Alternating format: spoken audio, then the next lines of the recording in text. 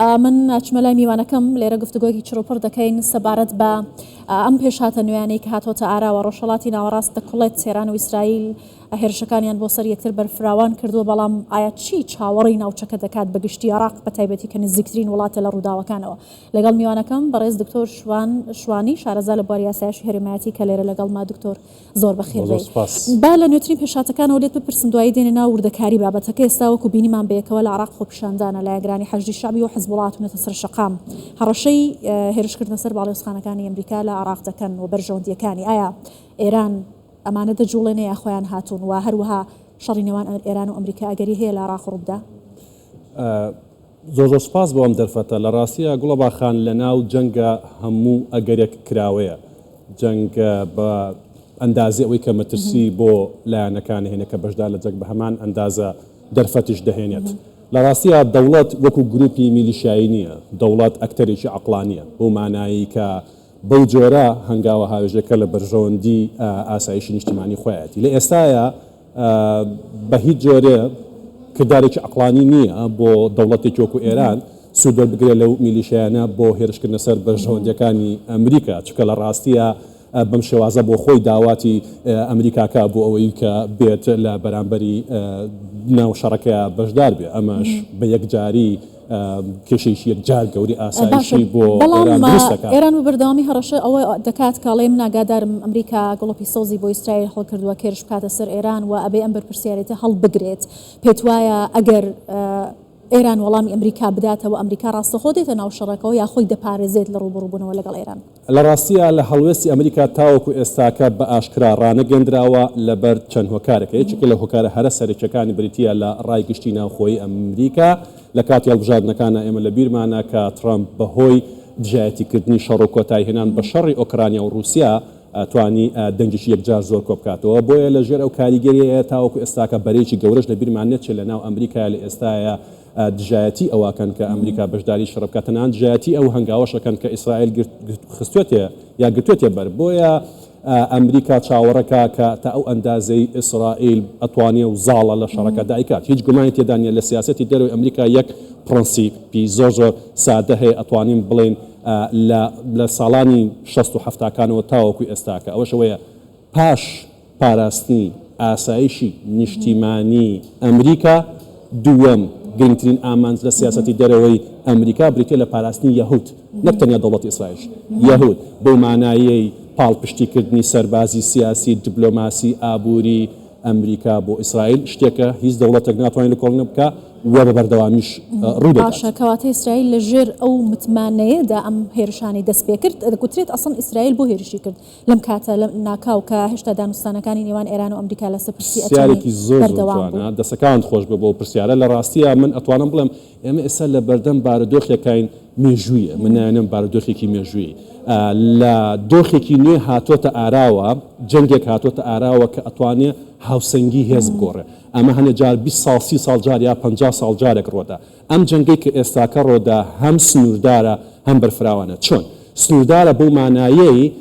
تەکنەلۆژیای سەربازی و درۆنی و ڕۆبۆتەکان و وەزیرەکی دەستکرد ڕۆڵی تیا بینی و جەنگەیەک لایەکاتەوە. لە لایەکی دیکەوە بەرفراوانە لە شێوازی پێکانی ئامانجەکان کە دیسان لێرە زیرەکی دەستکرد ڕۆڵە بینێ. واتە ئەم جەنگە یەکێکە لەو جەنگە نوێیانەی لە مێژووی بەشەرێتە کە ئەتوانین بڵێن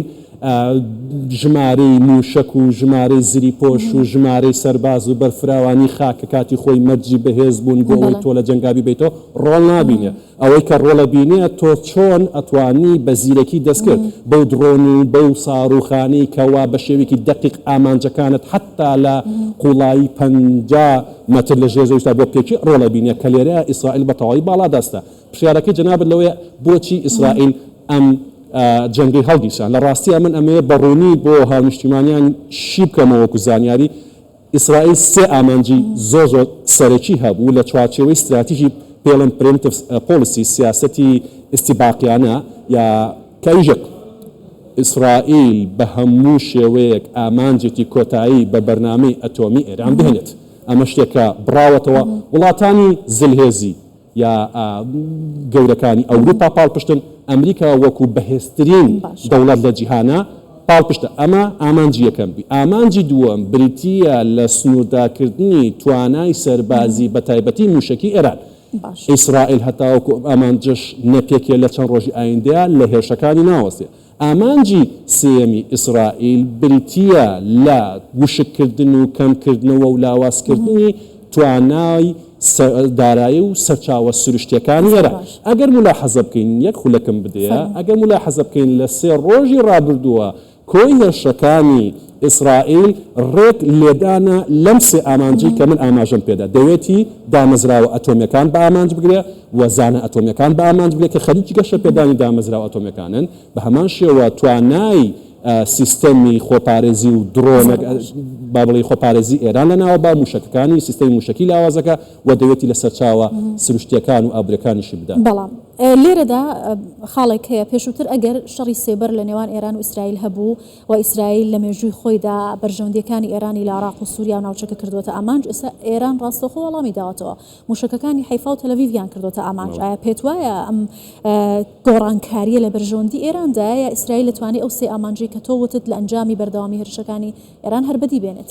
لە ڕاستیە ئیسرائیل سووە لە سەوەی ئامانجەکەی بەدی بێنێ بەڵام من یە خەڵ ئەمێ ئاماژەی پێ بدەم لە بیرمان نەچێ ئێران دەوڵەتێکی بەهێزە ئێران گروپی میلیشیایی نییە ئێران حزبوڵڵا نییە تا توانایەکی سنوورداری هەبێت بە تایبەتی دەبینین لە ڕووی پیشەسازی موشکەوە توانایەکی یەکجا گەورە هەیە لەبەرەوەی با بڵین دووری نێوان ئیسرائیل طبعا ئیسرائیل هاوبەشی خاکی لەگەڵ ئێرانە نییە بەڵکو ئیسرائیل لە ڕێگەی عێراق و سووریا ئوردنەوە پەیوەندی لەگەڵ ئێرانە جیاوازەکە لە نێوان 1500 بۆ 1700 کیلۆمەتردایە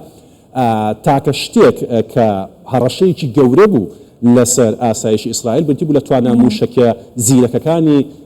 ئێران کە لە دوو ڕۆژی ڕابردووشمان بینیمانە زیانی گەوری گەیاندووە بە ئیسرائیل. لە بیرمان نەچیە دەوڵەت یەک ئەرکی هەیە لە دنیای مۆدێرن و هاوچەرخە ئەویش پاراستنی سەروەری هەوڵدان بۆمانەوە خۆشگوزەرانی دەوڵەت و هاونیشتمانەکانی بۆیە ئێران جگەل لەم ئەڵتەرناتیڤە هیچ ڕێگەیەکی گەڵاو لە بەردەسانیە بەڵام یەک خاڵی جیاوازی هەیە ئەم جەنگی ئێستا بەڕێوەجێ ئیسرائیل جەنگێکی تەواو استراتیژیەکە بۆ مانایی ئامانجی زۆر بەهێز و کاریگەر کە دەبێتە مای لاوازکردنی ئێران دەپێچێ بەڵام لە بەرامبەرە ئێران بەجۆرەجوکات جەنگێکی تاکتیکیەکە جەنگێکی تاکتیکەکە بۆ وەڵامدانەوەی ئیسرائیل بۆ ڕاگرتنی ئیسرائیل بۆ چی دیکە هێرشنەکە بۆ زەرەر و زیانگەیاندن لە ڕووی ئابووریەوە بە ئیسرائیل تاوەکو بتوانێت ڕێگەی لەبرێت لەوە جەنگی دیکە بکە بە مانایەکی دیکە ئەو موشەکانی کەوا ئێران هاویشتێتی و ئامانجەکانی خۆشیان پێکاوە بەراوردی بکەین بەو ئامانجانی کە تاوەکو ئێستا کە ئیسرائیل بەدەستێناوە بەراورد ناکرد ئیسرائیل توانیوتی کەوا زەربەی یەکجار گەورە و کاریگەر لە ئاستی سیستەمی سیاسی ئێران لە توانای بەڕێوەبردنی سوپا بدات. عێراق نزیکترین وڵاتە بەم ڕووداوانەی کە هەیە بەردەوام مەڵێ کە سەروەری خاکەکەم دەپارێزم بەڵام ئەوەی کە بینیومانە لە مێژووی عێراقدا شوێنی یەکلاکردنەوەی ململانەی وڵاتان بۆ بەتایبەتی بەرژەوندیەکانی ئێران و ئەمریکا لە نێو خاکی عێراق ئایا ئەتوانێت زاڵ بێت بەسەر میلیشیاکاندا جارێکی دیکە نەبێتەوە ئەم گۆڕەپانە ئاڵۆزە یا ئاخری میلیشیای چەکدار سەری عێراق دەخوات؟ وەڵا بە دڵنیای قسەی کۆتایی دروستە لە ئاخیرا سەری دەخۆن چونکە لە ڕاستیدا عێراق دەوڵەتێکە وەکو ناو سەروەری هەیە و لە ئەرزی واقع ناتوانێت سیادەی هەبێت لەبەر دوو هۆکاری زۆر سەرەکی یەکەمیان ئەوەیە ناتوانێت ئاسایشی سنوور و ئاسمان و زەوی و دەریای خۆی بپارێزێ دووەم ناتوانێت هاونیشتیمانیەکانی بپارێزێ هەمووی چەند 10 ساڵ پێش ئێستا کە بۆ 130 خاکەکەی لە ژێر دەستی داعش و تیرۆریستانە بوو. خاڵی سێمش ئەوەیە کە ناتوانێت خۆشگوزەرانی بە هاونیشتیمانیەکانی دابین کە ئەوە تا ئێمە ئێستاکە لە دۆخێک داین کە هاونیشتیمانی عێراقین موچەکانمانی بڕۆ هەر دەوڵەتێک ناتوانێت ئەم سێشتە دابین کە سەروەری خۆی بپارێزێ خاکی خۆی بپارێزێ و ئاسایشی هاونیشتیمانان پارێزێ و خۆشگوزەرانی بە هاونیشتیمانان دابیکە پێی دەڵێن دەوڵەتێکی فاشڵ بەم پێوە عێراق دەوڵەتێکی فاشڵە با بێمەوە سەر پرسیارەکەی جەنابەت لە ڕاستیە عێراق لە ژێر هەژمونی ئێراندا یان لە 20 ساڵی ڕابردووە هیچ ئینکاری لەوە ناکرێت کە داڕشتنی سیاسەت باجێک لە جۆرەکان لە عێراق کاریگەرە بە تێڕوانینی ئێرانی لەمڕۆوە ئەم دۆخەی کە ڕۆدا جگەلەوەی ئێمە هاوسنوورین وەکو عێراق لەگە ئێرانە لە هەمان دازە هاوسۆزیەک هەیە لە عێراق بۆ ئەوەی کە لە ناوچەکە دەگوزارێت ڕاستە بە شێوەیەکی عەقلانیانە هەوڵیان داوە خۆیان بپارێزن خۆیان بە دوور بگرن بەڵام لە بیرمان نەچێت لە ناو عێراقا دەوڵەتی قوڵ هەیە کۆمەڵی هێزی میلیشیا هەیە کە ئەمڕۆیە سبەی ڕەنگە زیان بە عێراق بگەن ئەمانە خواستی بەشداریکردنیان هەیە بەبێ ئەوەی توانای ئەویان بێ ڕوبەڕووی دژمنەکان ببنەوە کە ئیسرائیلە ئەو توانایی کە هەیە لە توانای هەواڵگیری و زانیاری و تەکنۆلۆژیای سەربازی دقیق بەراورد ناکرێت بۆیە هیچ ئامرازێکیان لە بەردەسانیە تەنیا کە فکوڵێکی ئایدۆلۆژیانە هەیە کە ئەگرنە بەر بۆ ئەوەی کە باش ئەگەر باس لە ئەو ملیشیانە بکەین لە ماوەی چەند ساڵی ڕابردوودا لە 45 ساڵی ڕابردوو لە سەردەمی شۆڕشی کۆماری ئیسلامیۆ تا ئێستا کە شۆڕشی هەناردەی وڵاتانی دەرەوە کردووە هەر لە دروستکردنی هیلالی شیعیەوە تا ڕێکخستنی کۆمەڵی گروپ و ملیشیا و پرۆکسی ئێران لە ناوچەکە ئێران هەوڵی داوە کە هاوپەیمانی بەهێز لە ڕێگەی ملیشیاکانەوە بۆ خۆی دروست بکات بەڵام ڕووداوەکانی 7 ئۆکتۆبر ئەمانەی پوچەڵ کردەوە ئێستا باڵەکانی گروپی مقاومە زۆر لاوازن ئایا ئێستا ئێران لە ناوچەکە بە تەنیایە ئەم گروپانە ناوێرن وەڵامی ئیسرائیل لە بەرامبەر ئێران بدەنەوە ئەگە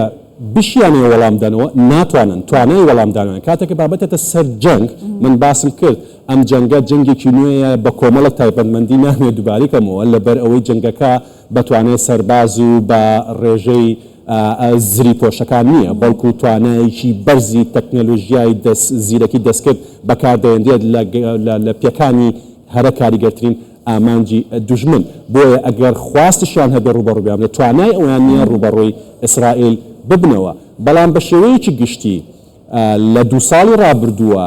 قۆناغەکانی داڕشتنەوەی سیاسەتێکی نوێ لە ڕۆژهەڵاتی ناوەڕاست بە سەکردایەتی ئیسرائیل بە فعلی چۆتە بواری جێبەجێکردنەوە و وەکو لە سەرتاشەوە ئاماژەم پێکرد ئێستا چ کەساتێکی مێژوویە لەبەر ئەوەی هەنگاو بە هەنگاو ئێمە دەڕۆینە پێشەوە و دۆخێکی نوێ دەبینین لە هاوسەنگی هێز کە تیایدا هەندێک هێزی هەرێمی کاریگەر لە 30 ساڵی ڕابردووە لاواز دەبن هێزێکی نوێ دێتە پێشەوە لە ڕۆژهەڵاتی ناوەڕاست و لە ناوچەکە کە توانای یەکجار بەهێزی هەیە کە ئەویش ئیسرائیلە ئەمەیە کە ترسی بۆ دەوڵەتی جوکە تورکیا دروست کردووە ترسی لای هەندێک لەوانەی دیکە دروستە کە هاوپەیمانین خۆ دەزانی مێژوویەکی دوورودرێژ لە توندوتیژی و لە ڕکابەری و لە دژمنایەتی لە نێوان وڵاتانی کەندا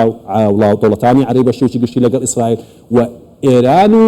تورکیاش لەگەڵ ئیسرائیل هەیە بۆیە ئەم